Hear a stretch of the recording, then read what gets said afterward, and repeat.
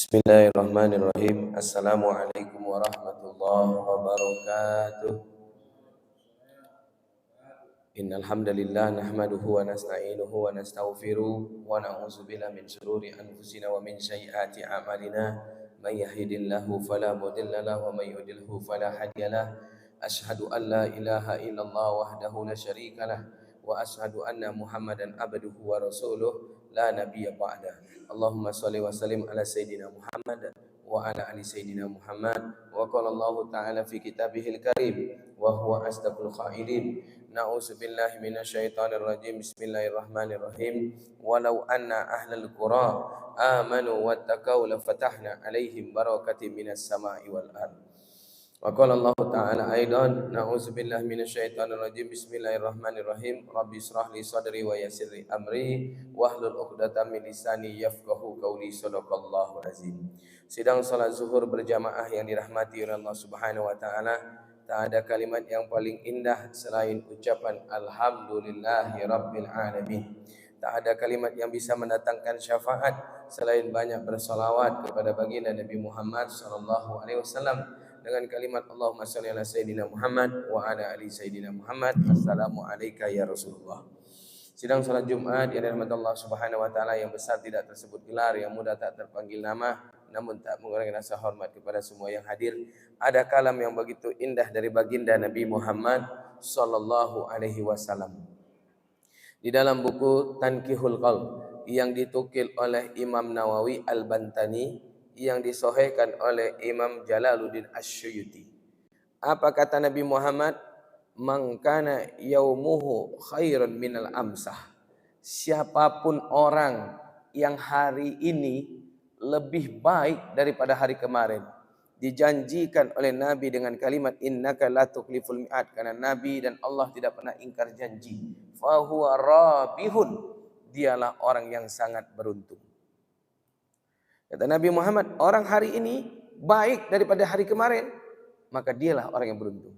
Dan Nabi lanjutkan, wa man kana yaumuhu, dan barang siapa orang yang hari ini mislu amsah, sama saja dia dengan hari kemarin. Tak ada ubahnya, tak ada bedanya, sama. Kata Nabi Muhammad SAW, fahuwa maghnun, dialah orang yang rugi. Dan diujungkan oleh Nabi Muhammad SAW, wa man kana yaumuhu sarun minal amsah, dan siapapun orang yang hari ini lebih rusak, lebih hancur, lebih bejat, lebih buruk kelakuannya, akhlaknya, amalnya, kata Nabi, fahuwa mal'un, dialah orang yang mendapatkan laknat dari Allah.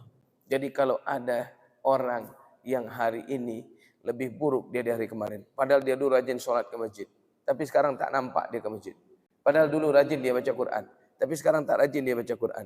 Padahal dulu hebat sedekahnya, sekarang tak ada sedekahnya. Padahal dulu dia baik dengan tetangga, sekarang dia yang tukang merusak hubungan tetangga. Maka orang ini sebenarnya sedang dapat laknat dari Allah. Na'udzubillah min dzalik. Maka dari hadis ini, sidang Jumat, sidang salat zuhur berjamaah yang dirahmati Allah Subhanahu wa taala, bahwa Nabi memberikan gambaran kepada kita, Bapak Ibu yang dirahmati Allah Subhanahu wa taala, ada 3 hari untuk manusia. Allah hanya beri 3 hari. Hari yang pertama adalah hari kemarin, hari yang tak bisa kita raih lagi, karena sudah berlalu. Tak ada yang bisa membuat kita bisa kembali lagi ke sana. Hari yang kedua adalah hari ini, satu-satunya hari yang bisa kita raih.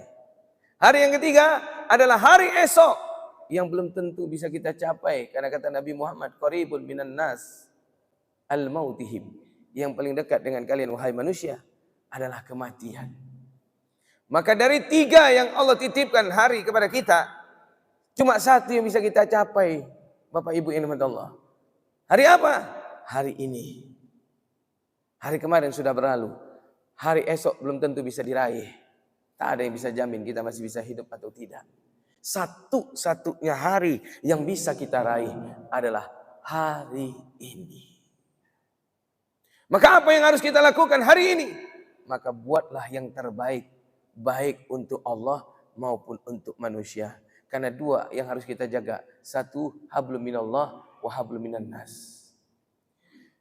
Sidang salat zuhur yang dirahmati Allah, Bapak Ibu yang dirahmati Allah Subhanahu wa taala, mohon maaf lahir batin. Kira-kira kita yang masih melakukan dosa, maksiat, kira-kira bisa enggak masuk surga? Kalaulah kita muhasabah, demi Allah, manusia yang dimuliakan oleh Allah, ditempatkan dia pertama kali di dalam surga, cuma satu salahnya, cuma satu silapnya, cuma satu dosa yang dia perbuat. Apa? Dia makan buah khuldi, datuk kita, Nabi Adam. Cuma satu, dibuang oleh Allah dari dalam surga. Cuma satu. Allah bilang, "Fala taqraba hadhihi sajarah." Jangan kau dekati pohon itu, hai Adam. Tapi Adam tidak hanya sekedar mendekat, Nabi Adam juga memakan buahnya. Satu cuma salahnya, Allah buang dari surga. Kira-kira orang-orang seperti kita nih, akankah punya kesempatan di dalam surga? Maka Bapak Ibu yang dirahmati Allah Subhanahu wa taala, kita berdoa kepada Allah, mudah-mudahan kita ada kesempatan di dalam surga. Karena Allah yang bilang, "Ya ibadi, wa katsirun minadz dzunubakum." Hei hambaku, berapapun besarnya dosamu, wa katsirun minar rahmah wa maghfirah. Akan tetapi ampunanku dan juga kasih sayangku lebih besar daripada dosamu. Maka hari ini raihlah taubat kepada Allah. Bertobatlah kita dengan segera kepada Allah, Pak. Ada orang, dua manusia, satu muslim, satu non-muslim. Di dalam buku Mukasyafatul Qulub, mereka berdebat. Apa yang mereka debatkan? Hei muslim, tak ada enak-enaknya kau jadi muslim. Kenapa? Udahlah di waktu mudamu terkekang, di hari tuamu menderita, mati pun engkau belum tentu masuk surga. Kalau kami sudah jelas, dunia kami, hari muda kami bisa jadi surga. Kami bebas bergaul, kami bebas melakukan seks, kami bebas, semuanya bebas. Walaupun nanti di ujung kami masuk neraka. Masih ada kebahagiaan kami, kata orang non-muslim. Apa kata si muslim? Kau akan disiksa dan kau akan dicincang. Masih mending. Karena sudah jelas status kami. Tapi kau sudah sampai capek ibadah, tapi belum tentu masuk surga. Mereka pun berpisah. Mereka berhenti berdebat. Si muslim masuk ke dalam kamarnya, menaiki tangga yang begitu tinggi. Si non-muslim begitu juga masuk ke kamarnya, menaiki tangga yang begitu tinggi. Di dalam kamar mereka berpikir masing-masing. Apa kata si Yahudi? Benar juga kata si muslim. Ketika aku melakukan maksiat, tempatku di dalam kerak neraka, dan aku akan disiksa, dan aku akan dicincang. Dia sadar, akhirnya dia ingin bertobat. Dia niat, hari ini aku pengen masuk Islam. Hari ini dia berlari keluar dari kamarnya. Kemudian dia terjatuh, kena anak tangga, terpleset, langsung sampai di bawah meninggal. Si muslim begitu juga berpikir, ternyata enak juga jadi Yahudi. Bebas. Walaupun nanti di akhir, urusan akhir kata dia. Si muslim ingin masuk Yahudi, berlari, salah pijak anak tangga, jatuh, mati kedua-duanya. Akhirnya dia terkejut ketika siuman sudah berada di tempat yang lain. Apa yang terjadi? Si muslim protes, "Ya Allah, kulihat kau si Yahudi ada di ambang pintu surga, sementara aku di ambang pintu neraka. Ada apa ini ya Allah? Mana adilmu ya Allah? Sementara aku muslim dari lahir, sementara dia ya Allah Yahudi." Apa kata Allah? "Innama a'malu binniyat." Hari terakhirnya, pada kesempatan sebelum datang kematiannya, si Yahudi sudah niat masuk Islam. Sementara kau di hari terakhir penantianmu, kau berniat ingin murtad. Masya Allah. Ternyata satu hari jadi penentu. Hari apa itu? Hari ini. Maka jangan sia-siakan hari ini, Pak. Begitu berharganya hari ini, walaupun cuma sampai 24 jam. Maka Bapak Ibu yang dirahmati Allah Subhanahu wa taala, kesempatan yang kita selama ini masih banyak meninggalkan masjid, pasanglah niat ingin bertaubat, minta ampun kepada Allah lewat rumahnya Allah. Kita salat di rumahnya Allah. Yang selama ini kita mohon maaf lahir batin jarang membaca Al-Quran, banyak meninggalkan Al-Quran. Hari ini mulailah kita niat untuk banyak mata ini memandang Al-Quran, untuk dekat dengan Al-Quran. Hari ini yang sedang mendapatkan musibah, maka jangan lewatkan. Masukkanlah uang kita ke dalam kotak infak. Masukkanlah uang kita untuk pembangunan masjid, untuk renovasi masjid, untuk anak yatim. Masukkan. Karena hari ini menjadi penentu. Jangan sampai nanti datang hari esok, rupanya jadi penyesalan. Apa yang disesalkan manusia? Lau akhartani ila ajanin qarib fa saddaqah. Tunda matiku sedetik, aku ingin sedekah. Wa inna sadaqatun minal bala'i wal musibah. Sesungguhnya sedekah itu mengangkat bala dan musibah. Kita lihat kejadian, Pak. Berapa banyak mobil-mobil yang tabrakan. Contoh, kemarin saya pulang dari Padang.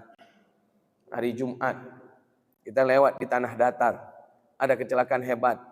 Truk, remnya blong. Habis mobil, Pak, dibikinnya. Ada 5 mobil dihantam dia. Sampai patah pohon dan hancur mobil truk itu, Pak. Truk pusok yang warna hijau besar. Patah, Pak. Kepalanya di mana, rodanya di mana. Habis-habisnya. Apa yang terjadi, Bapak Ibu yang Allah Subhanahu wa taala? Ada mobil sedan warna merah. Kemudian apa yang terjadi, Bapak Ibu yang Allah? Satu mobil itu selamat semua. Padahal dia dihantam hebat oleh truk. Sementara mobil yang lain ada Pajero, ada Fortuner, ada lagi mobil Avanza warna putih. Semua yang di dalam itu penumpangnya meninggal. Ditanyalah dengan mobil sedan ini, apa amalan Bapak? Baru dia ingat. Saya tadi mampir ke masjid, saya nitip uang 10.000. 10.000 saja menjamin 5 orang di dalamnya selamat. Coba bayangkan, 10.000 saja menjamin 5 orang yang ada di dalamnya selamat. Bagaimana kalau kita yang berinfak, bersedekah di atas uang 1.000? Hebat anak kita. Karena dengan fadilah sedekah langsung dijalankannya kota amal. Masya Allah. Takbir. Nih, maka oleh sebab itu, Bapak Ibu yang dirahmati Allah Subhanahu wa taala, raihlah hari ini, karena hari kemarin tak bisa kita raih, hari esok belum tentu bisa kita dapatkan. Perbaiki niat, perbaiki hablum minallah, perbaiki hablum minan nas. Perbanyaklah amal soleh kepada Allah dan perbanyaklah amal kebaikan kepada manusia. Mudah-mudahan hari ini menjadi penentu kita untuk bisa di surga atau di neraka. Jangan pernah ibadah mengharapkan surga, karena surga adalah makhluk Allah. Jangan sampai kita jadi orang musyrik. Jangan pernah sholat ke masjid karena takut dengan api neraka. Karena api neraka juga makhluk Allah. Andaikan Allah tidak siapkan surga, andaikan Allah tidak siapkan neraka, untuk siapa kita ibadah? Inna sholati wa nusuki wa mahyaya wa mamati lillahi rabbil alamin. Mudah-mudahan yang sedikit ini bisa memberikan motivasi dan inspired untuk hari ini lebih baik daripada hari kemarin, agar kita menjadi orang yang beruntung. Bapak Ibu, kita penentunya. Mau jadi orang beruntung, jadi orang rugi, atau jadi orang yang kena laknat. Maka pilihlah hari ini agar kita bisa menjadi orang yang beruntung sampai akhir hayat kita, dan sampai ruh berpisah dengan jasad, dan sampai bertemu dengan pintu surganya Allah dan masuk ke dalamnya. Amin ya rabbal alamin. Akhir kalam, subhanakallahumma bihamdik, asyhadu an la ilaha illa anta, astaghfiruka wa atubu ilaik. Assalamualaikum warahmatullahi wabarakatuh.